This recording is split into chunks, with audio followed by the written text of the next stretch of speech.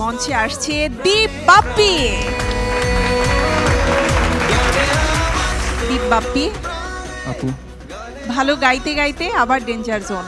হ্যাঁ পড়ে গেলাম ডেঞ্জার আজকে জোনে। তো ম্যামদের মন ভালো করতে হবে, ইনশাআল্লাহ অতিথির মন চেষ্টা ভালো করব। করতে হবে। কি গান করছো? আজকে আমি শ্রদ্ধেয় মিল্টন খন্দকার স্যারের কথা সুর এবং সঙ্গীতে পলাশ ভাইয়ের গাওয়া একটি মায়ের গান গাইছি, মা তুমি আমার আগে যেও না গো মোর। অনেক জনপ্রিয় একটি গান, অনেক আবেগী একটি গান। তোমার জন্য অনেক অনেক শুভকামনা। অনেক ধন্যবাদ।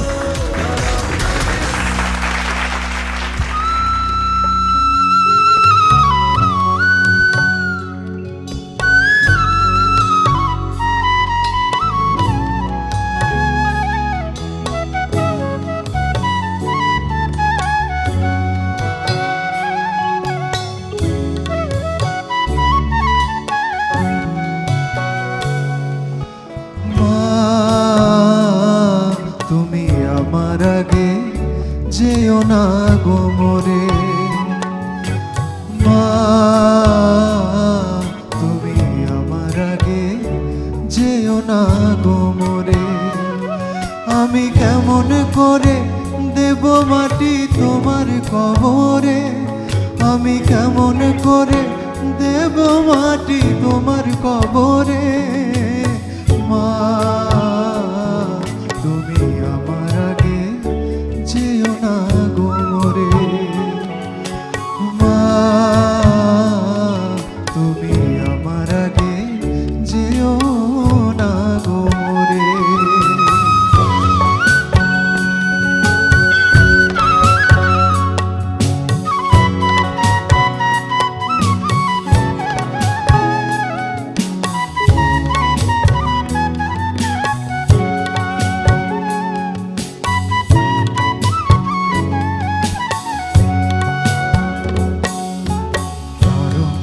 বিছানায় তুমি থাকো মাগো, বসলে বসো শীতল পাটিতে।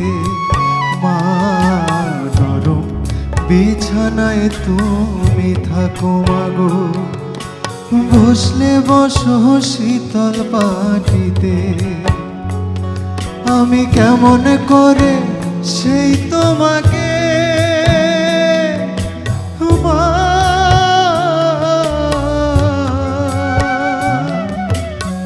শোয়াব গো শক্ত মাটিতে,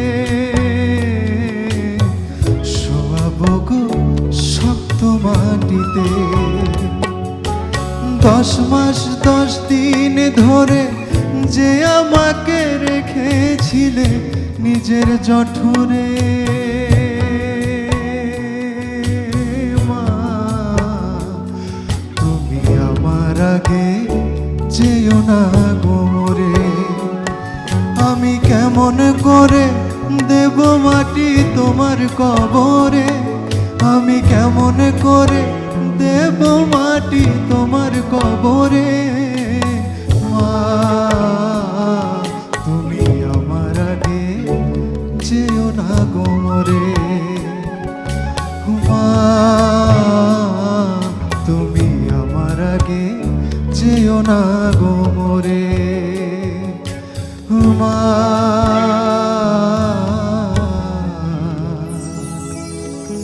তুমি আমার আগে যেও না গো মোরে।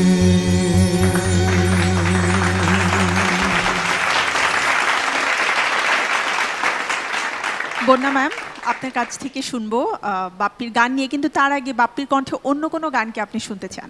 আমার মনে হয় ও যদি একটা একদম অন্য ট্র্যাকের একটা গান শুনি, নজরুলের একটা গান শোনাও। জি ম্যাম।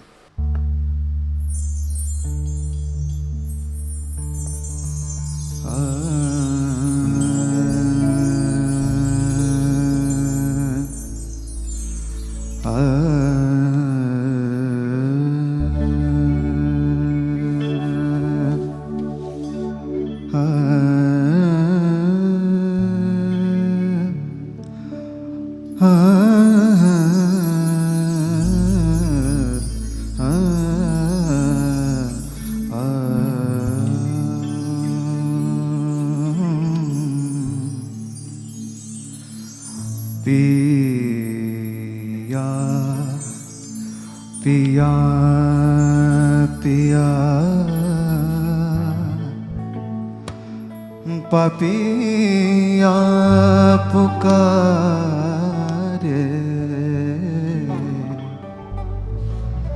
पिया पिया पिया पापिया पुकारे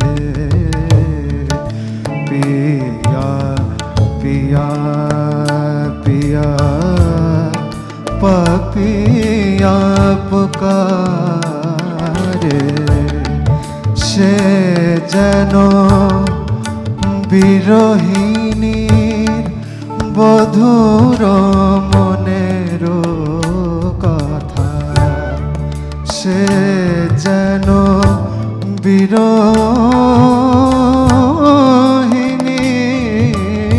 বিরহিণীর বধুর মনের কথা কাঁদিয়া বেড়ায়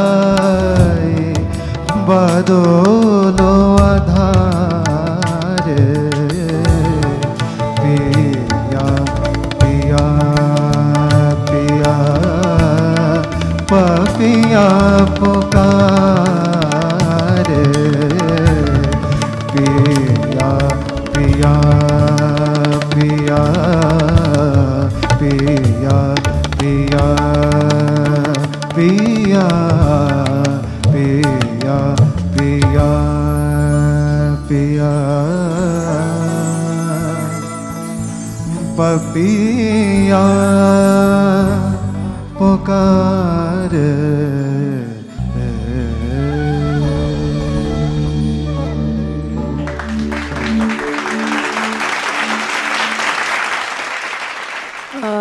আমি বলবো যে তুমি সময়টাকে কাজে লাগিয়েছো। ওখানে যে ক্যাম্প এখনো তো এই মানে ডেঞ্জার জোনে থেকে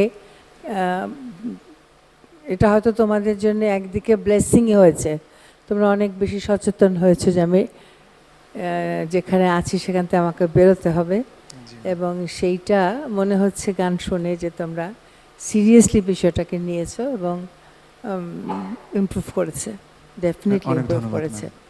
হ্যাঁ, ভালো, কিপ ইট আপ। ধন্যবাদ ম্যাম। সামিনা ম্যাম, নজরুলের গানটা কিন্তু দারুণ গাইলে, অনেক ধন্যবাদ। খুবই মানে একদম এটা মনে হলো তোমার গলার মধ্যে একদম মিলে মিশে গেল। হ্যাঁ, এবং তুমি খুব ইজি ভাবে গানটা গেছো, একদম খুব সুন্দর গুছিয়ে। আর যেটা মায়ের গানটা গাইলে, এই মায়ের গানটা না তুমি বিশ্বাস করবে না, এই গানটা আমি কখনো শুনতে পারি না।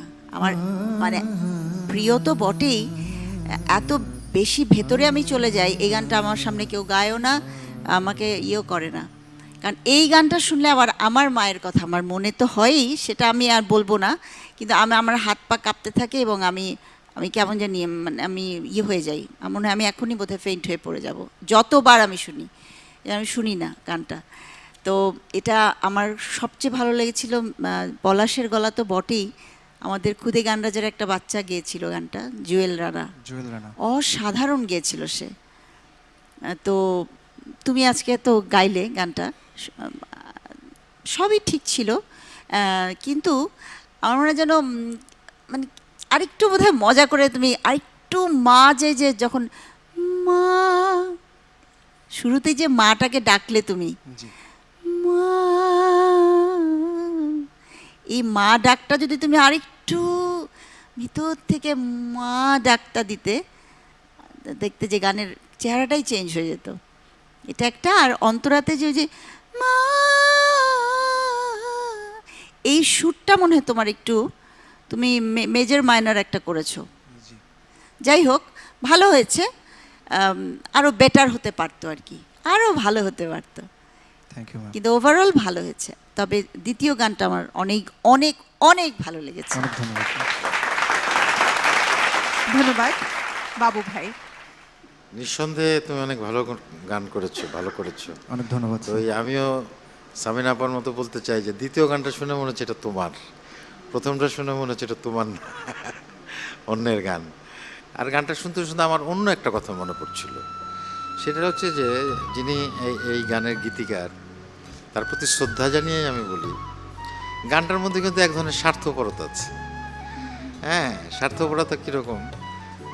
মা তো মারা যায় বেশিরভাগ ক্ষেত্রেই। না না না না না আমি বলছি যে মা তো আসলে সন্তানের আগেই মারা যায় বেশিরভাগ ক্ষেত্রে, দুর্ঘটনা ছাড়া।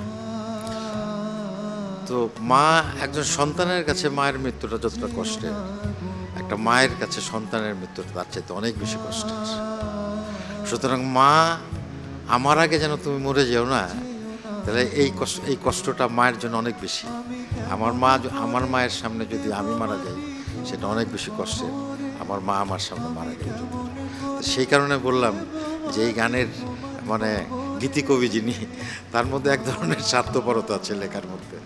এই জন্য একটা কথা আছে বাংলায় যে পিতার কাঁধে সন্তানের লাশ পৃথিবীর সবচেয়ে ভারী বস্তু।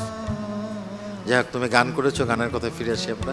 অনেক ধন্যবাদ, অনেক ভালো করেছো। ধন্যবাদ। রুনা ম্যাম। আমি কিছু বলবো না, শুধু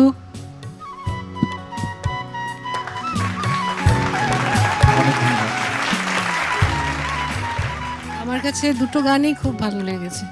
অনেক ধন্যবাদ ভাই। পরের গানটা তো মানে মনে হচ্ছে যে কি একজন হাসাব উস্তাদ কেউ গাইছে, খুব ভালো লাগলো শুনতে। প্রথম গানটা তো অবভিয়াসলি আমাকে খুব ইমোশনাল করে দিল, কেন আমার অ্যাকচুয়ালি যেটা বললেন যে সন্তান যদি আগে চলে যায় মায়ের, সে যে কষ্ট, ওটা আমি দেখেছি আমার নিজের মায়ের ক্ষেত্রে। আমার বড় বোন দিনা লেলা আপা, উনি মারা গেলেন 27 বছর বয়সে ক্যান্সারে। তো বাবা মার যে কষ্টটা আমি দেখেছি, এটা মানে সহ্যের বাইরে হয়ে যায়, মানে এটা কোনোভাবেই মেনে নেওয়া যায় না। আর ওদের যে দুঃখ, ওটা মানে ওরা, আমি বলবো না, মানে মনে হয় যে ভেতরটা ছিঁড়ে গেছে ওদের। আবার আমার মা কয়েক বছর আগে উনিও চলে গেলেন দুনিয়া ছেড়ে। সো এটা মানে কি বলবো, একটা এমন একটা ভেতরে কেমন জানি একটা কষ্ট, একটা দুঃখ রয়েই যায়, এটা কোনোদিন যায় না। বাট তুমি গেছো যেটা যেভাবে, আমার কাছে কিন্তু খুব ভালো লেগেছে। Thank you. অনেক ধন্যবাদ। ধন্যবাদ ম্যাম।